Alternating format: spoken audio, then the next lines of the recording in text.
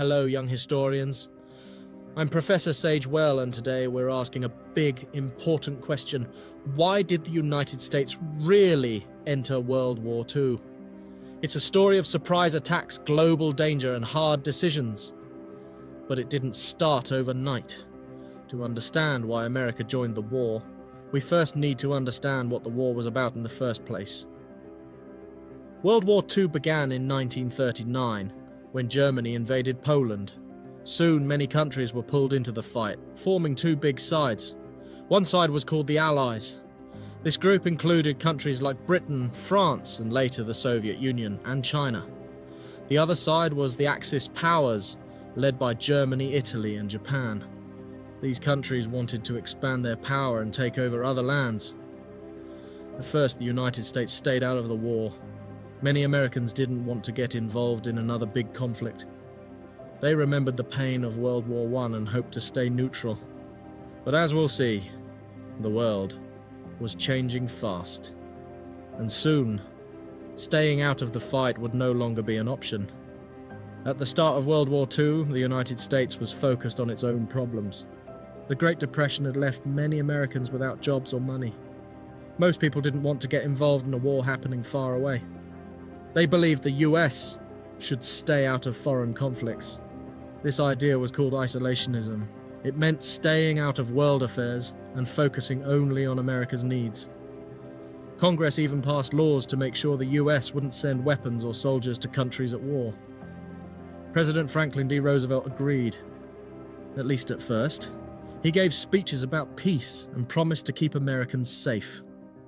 But behind the scenes, he was watching the world very carefully. Because even if America didn't want war, war might come to America. By the early 1940s, the world was in serious danger. Germany, led by Adolf Hitler, was invading country after country in Europe. In Asia, Japan was attacking its neighbors, trying to take control of land and resources. They had already invaded China and were threatening more places across the Pacific. America watched as cities were bombed, freedom was taken away, and millions of people were forced to flee their homes. Even though the US wasn't fighting yet, it started helping the Allies in other ways. In 1941, the US passed the Lend-Lease Act, which sent food, weapons, and supplies to countries like Britain and the Soviet Union. This made some Axis leaders angry. They saw the US as picking a side, even though it hadn't officially joined the war. Tensions were rising, and then everything changed. On the morning of December 7th, 1941, the Japanese military launched a surprise attack. They bombed a US naval base in Hawaii called Pearl Harbor. Hundreds of American planes and ships were destroyed. Over 2,400 people were killed. It was one of the deadliest attacks ever on American soil. The very next day, President Roosevelt gave a famous speech.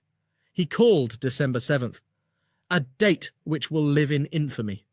Congress voted almost immediately to declare war on Japan. Just a few days later, Germany and Italy declared war on the United States. Now America was officially part of World War II. The country could no longer stay neutral because the war had come to them. While the Pearl Harbor attack was the final spark, other reasons had been building for years. The United States believed in protecting freedom, democracy, and its allies. The Axis powers, especially Nazi Germany, were threatening those values around the world. Hitler had taken control of many countries and was spreading hateful ideas. Millions of innocent people, including Jewish families, were being persecuted and killed. America couldn't ignore this forever.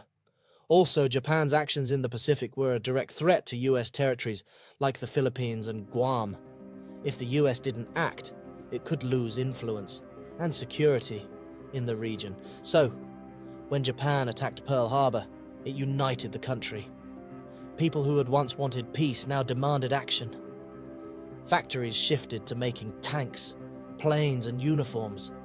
Millions joined the armed forces.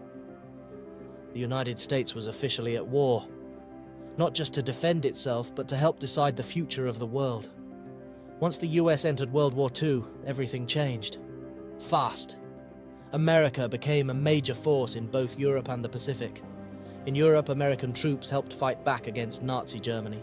They landed on beaches, liberated cities, and helped free people who had been under enemy control.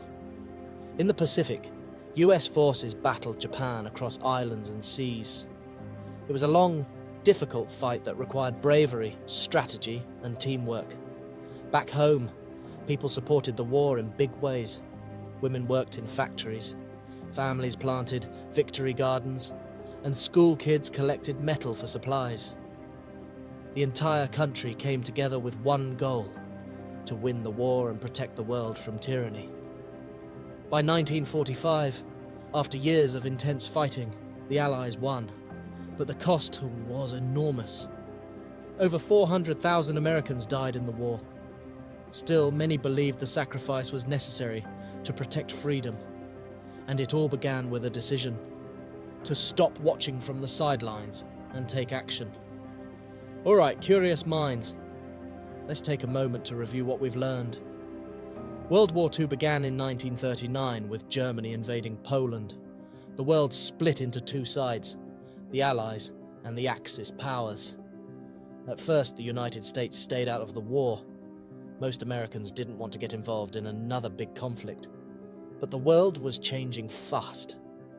Germany and Japan were taking over countries and threatening freedom around the globe. Then came December 7th, 1941. The surprise attack on Pearl Harbor. That was the moment everything changed. The US declared war, and Americans united to fight. They joined the Allies to protect freedom and stop tyranny. Now let's see how much you remember with a quick quiz. Question 1. What year did World War II begin? The answer is 1939. Question 2. What major event caused the US to enter the war? The answer is the attack on Pearl Harbor. Question 3. What were the two sides in World War II called? The answer is the Allies and the Axis powers. Question 4. What was the name of the law that let the US send supplies to other countries before officially entering the war? The answer is the Lend-Lease Act.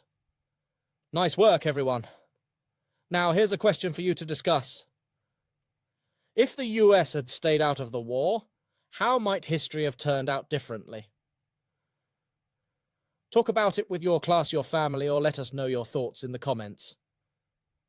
And if you enjoyed today's episode, make sure to subscribe to The Curious Professors. We explore big questions every week, from history to current events, made for curious minds like yours.